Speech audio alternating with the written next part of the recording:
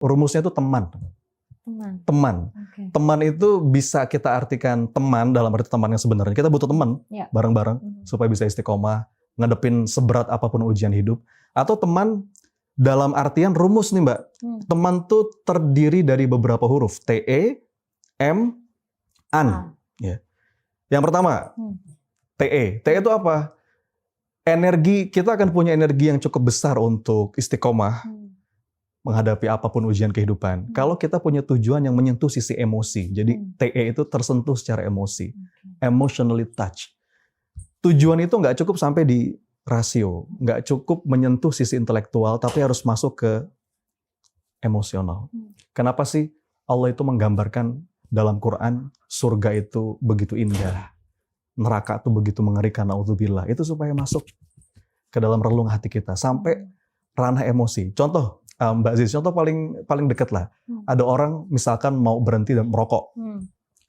Pertanyaan saya, orang yang mau berhenti merokok, berhenti dari kecanduannya, dia tahu nggak kalau rokok itu nggak bagus? Secara tahu. Siapa yang nggak tahu? Kenapa masih belum punya energi cukup kuat untuk berubah? Karena mungkin baru sampai sini. Suatu hari, ini kisah imajiner ya. Suatu hari ada satu kejadian, anaknya sakit. Kemudian dibawa ke dokter, ternyata ada masalah di paru-paru. Dan dokter bilang, Pak, ini menurut diagnosa besar kemungkinan karena asap rokok. Bapak merokok ya? Terpukul luar biasa. Pertanyaan saya Mbak Zizi, itu orang itu bisa langsung berubah nggak besoknya? Bisa. Dan istiqomah insya Allah. Karena udah sampai level emosi. Dorongannya udah dorongan emosi. Pengen jadi ayah yang baik, pengen jadi teladan yang baik. Jadi milikilah tujuan yang menyentuh sisi emosi. Itu rumus yang pertama Mbak Zizi kalau kita pengen istiqomah. TE. Makanya ketika saya pribadi, kalau mau ngasih value, ngajarin anak tentang nilai-nilai kehidupan, itu sebisa mungkin menyentuh sisi emosi. Nggak cukup kita bilang, nah ayo sholat. Nanti kamu masuk neraka. Itu jadi pengetahuan aja. Tapi gimana caranya kita masukin nilai-nilai itu kepada anak? Kalau yang diajarkan guru-guru kami itu, coba ajak anak tuh main. Sebelum tidur kita bercanda, kita ketawa-ketawa. Atau ajak main kemana gitu ya. Bikin dia bahagia. Kemudian di sela-sela momen itu kita sampaikan sama anak, nak, AA sama anak saya yang pertama, mau nggak nanti kita di surga bareng-bareng lagi kayak gini? Abi pengen kita bareng-bareng lagi kayak gini. Itulah kenapa Abi nyuruh kamu sholat. Pengen kita sama-sama lagi. Itu mengajarkan kepada anak dialog iman yang menyentuh sisi emosi. Itu TE Mbak. Kemudian M. M tuh M-nya 2. M kuadrat ya. Kita butuh mentor, kita butuh model memang.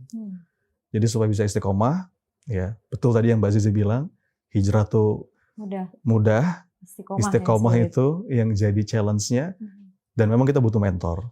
Kita nggak bisa hijrah sendirian tuh tersesat nanti. Kita butuh guru, kita butuh mentor, dan kita butuh model. Sosok yang kita kagumin, yang paling ideal mulai dari Rasulullah, para sahabat, sampai yang dekat dengan keseharian. Satu sosok yang kalau kita ingat dia, atau kalau kita ketemu sama dia nggak ngomong sekalipun, ada energi iman yang masuk dalam hati kita.